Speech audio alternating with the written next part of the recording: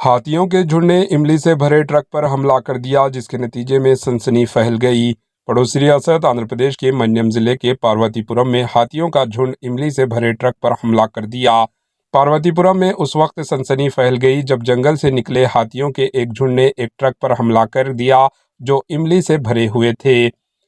हाथियों ने ट्रक के शीशे तोड़ डाले और सड़क पर हंगामा बरापा कर दिया। यानी शाहिदीन का कहना है कि ये हाथी अचानक सड़क पर आ गए और ट्रक को निशाना बनाया, जिसके बायस दीगर गाड़ियां वाले भी खौफजदा होकर अपनी गाड़ियां सड़क पर छोड़कर भाग पड़े। महकमे जंगलात को वाक़े की इत्तला दी गई और हाथियों को वापस जंगल की तरफ ले जाने की कोशिश जारी है। वाक़े में कोई जानी नुकसान नहीं हुआ, ताहम ट्रक और दीगर गाड़ियों को नुकसान पहुंचा है।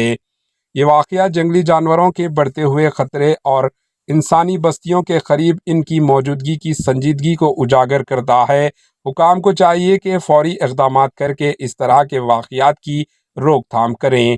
Bureau report, AHN news.